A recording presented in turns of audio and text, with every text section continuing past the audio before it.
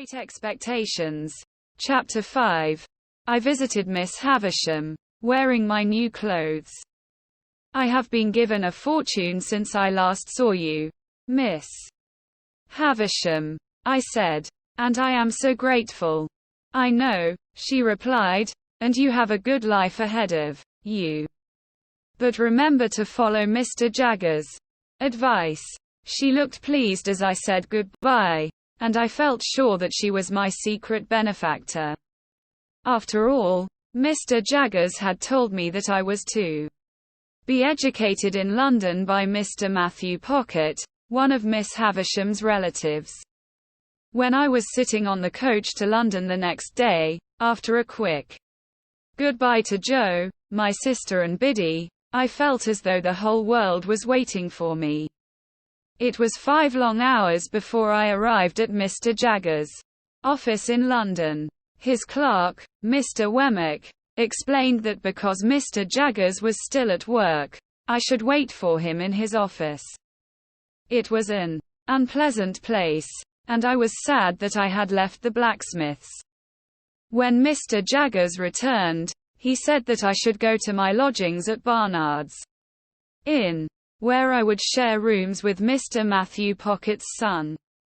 He wanted to take me to his father's house in a few days' time, so that I could meet my new teacher. Here is some money, Pip, Mr. Jaggers continued. It is a lot of money.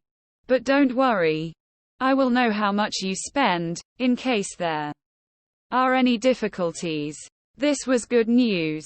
I felt happier now, and I agreed to go to my lodgings with Mr. Wemmick. He told me that Mr. Matthew Pocket lived in Hammersmith, 5 miles away. When we came to Barnard's Inn, I was disappointed. It looked dusty and gloomy. Mr. Wemmick left me at the door, but no one answered it. I thought that no one would come and let me in, but after about half an hour, I heard footsteps. A tall, thin young man appeared. Mr. Pip? He asked.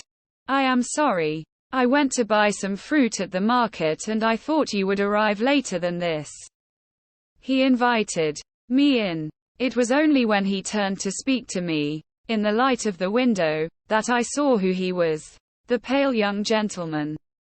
Herbert Pocket was the pale young man.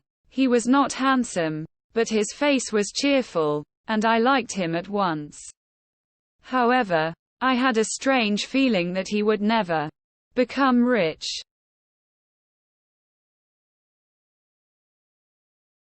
We immediately began talking. I discovered that Miss Havisham had once thought she might adopt Herbert, so she had invited him to visit her.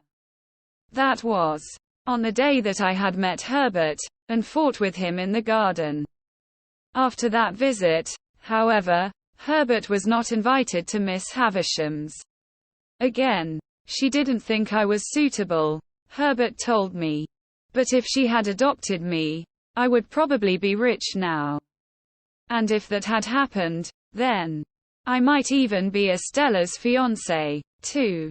You must be disappointed, I said. No, not at all, he replied. I think I have had a lucky escape. Estella is proud and cruel. Miss Havisham adopted her, you know. She wants to use her to take revenge on men. I was very surprised. Estella was adopted. Why did Miss Havisham want to use her in such a strange way? When we sat down to eat, Herbert continued to tell me about Miss Havisham. First, however, he told me how to behave at the dinner table, for which I was grateful. I soon discovered from Herbert that R. Jaggers was Miss Havisham's lawyer. Mr. Jaggers had suggested that Herbert's father, Mr. Matthew Pocket, should be my teacher in London. I was convinced now that Miss Havisham was my secret benefactor. Herbert told me more about Miss Havisham. He explained that when she was a young woman, she and her half-brother had inherited a fortune from their father. It was not long, however, before her half-brother spent his share of the money and became jealous of her. He wanted to have her money, and he started to think about how he could get it from her. He didn't care if he had to hurt her to get it. Soon afterwards, Miss Havisham got engaged. During this time, she gave most of her fortune to her fiancé. This was against the advice of her cousin, Matthew Pocket, who warned her not to trust her future husband too much. Miss Havisham became very angry with Matthew Pocket and ordered him to leave her house. He has never been there since.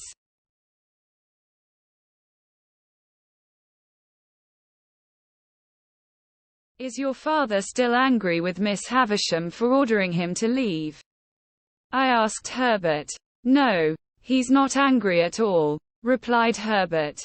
But when Miss Havisham sent him away that day, she said that he wanted to get her money himself. If he visited her now, it would look as if he still wanted her money. On the morning of the wedding, when everything was ready and the guests were expected, there was some bad news. Miss Havisham's fiancé had left her. She received the news at 8:20 in the morning, while she was getting dressed. Ever since that time, more than 25 years ago, neither Miss Havisham, nor her house, had changed at all. Even the clocks in the house had been stopped. But why didn't Miss Havisham's fiancé marry her? I asked. He would have had all her property then.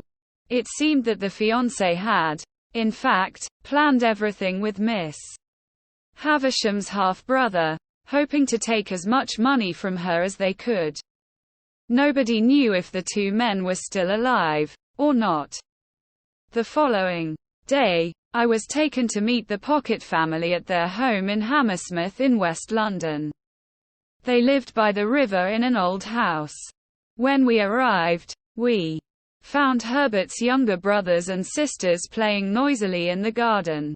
Despite the place being very ordinary, it was a happy house, and I immediately felt comfortable there. Mr. Matthew Pocket and his wife were as cheerful as their son, and made me welcome. After they showed me my room, they introduced me to two other young men who were also staying there. We soon got to know each other very well. Startop was good-natured, but Bentley Drumley was proud and grumpy.